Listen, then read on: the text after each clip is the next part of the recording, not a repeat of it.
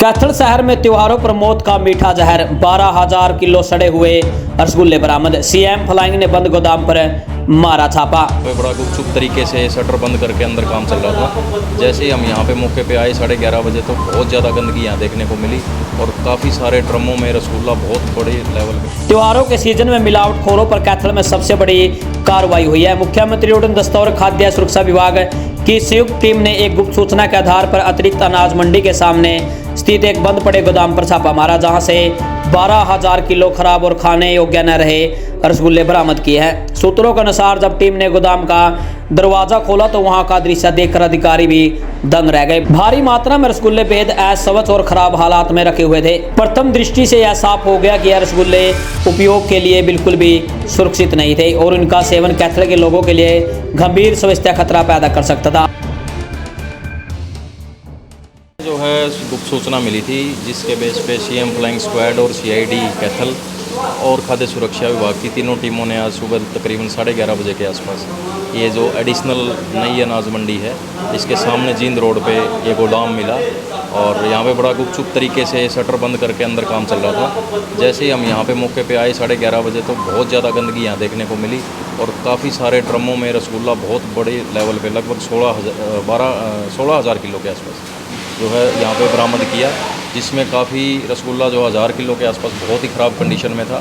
साथ में चाशनी जो होती है शुगर सिरप है वो भी बहुत 800 किलो के आसपास बहुत बुरी कंडीशन में था।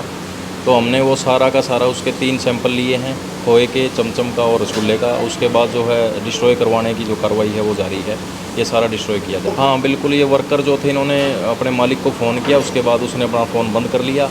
बाद में जब उसने ऑन किया तो हम कोशिश करते रहे, लगभग 2 घंटे तक उसने फ़ोन नहीं उठाया किसी का भी। और जो वर्कर थे उनके मुताबिक ये राजू है कोई मालिक इसका, जो प्योदा रोड पे शिव मिष्ठान भंडार के नाम से उसका शिव शक्ति मिष्ठान भंडार के नाम से दुकान भी। और उसके बाद यहाँ से टीम गई, वहाँ दुकान पे भी गए, वहाँ भी उसने शटर बंद करके वो भाग गया वहाँ से। अभी तो यही है, जो ख़राब माल है वो डिस्ट्रॉय करवाया जा रहा है सारा और सैंपल हम ले चुके हैं। इनकी जैसी रिपोर्ट आएगी उसके बेस पे जो कानूनी कार्रवाई बनती है सर साफ तौर नहीं, पर वो तो एक्ट में जो कानूनी प्रक्रिया आगे चलती है, जब ये सैंपल का रिजल्ट आ जाएगा उसके बाद जो प्रक्रिया होगी कानून के तौर पे ही वो आगे कार्रवाई होगी। तो मालिक मौके से भाग गया या सर नहीं, मौके पे था ही नहीं वो, इसके वर्कर ही काम कर रहे थे, उसको संपर्क करने की कोशिश करी गई, उसने अपना फ़ोन बंद कर लिया, उसके बाद वो आया ही नहीं। तो बड़ा चैलेंज है सर, 16,200 किलो रसगुल्ले उनको डिस्ट्रॉय करने का। तो किस तरह से डिस्ट्रॉय किए जाएंगे, क्या वाकई में डिस्ट्रॉय किए जाएंगे या फिर 16,000 सारा ख़राब नहीं है। जो ऊपर हाल में रखा है वो मटेरियल ठीक है, लेकिन जो ज़्यादा ख़राब है जिसमें मक्खियाँ पड़ी हैं या जो बदबू आ रही है वो हम डिस्ट्रॉय करवा रहे हैं, वो लगभग 2,000 किलो के आसपास। तो डॉक्टर साहब क्या चेतावनी रहेगी ऐसे लोगों को?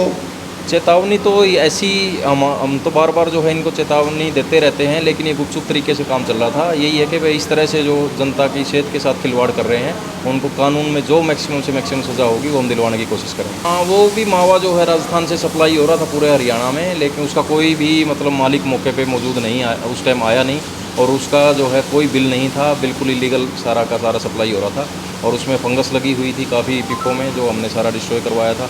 अब ये हम दिन रात इसी कोशिश में है कि किसी भी तरह की ख़राब मटेरियल या कोई ऐसी मिठाई मार्केट में ना पहुंचे जिससे किसी की स्वास्थ्य के साथ खिलवाड़ हो।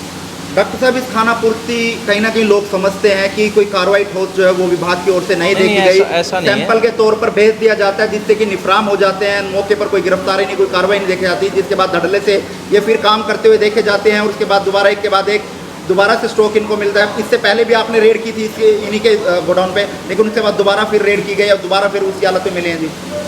इनका यहाँ गोडाउन नहीं था, वो 2-3 साल पहले की बात है, वो दूसरी जगह पे इनकी दुकान थी और वहाँ पे गोडाउन था। उसके इनके केस अभी जो है कोर्ट में मामले चल रहे हैं, अभी तो कोर्ट के विचाराधीन है, उसमें जो भी सज़ा होगी वो तो कोर्ट डिसाइड करेगा।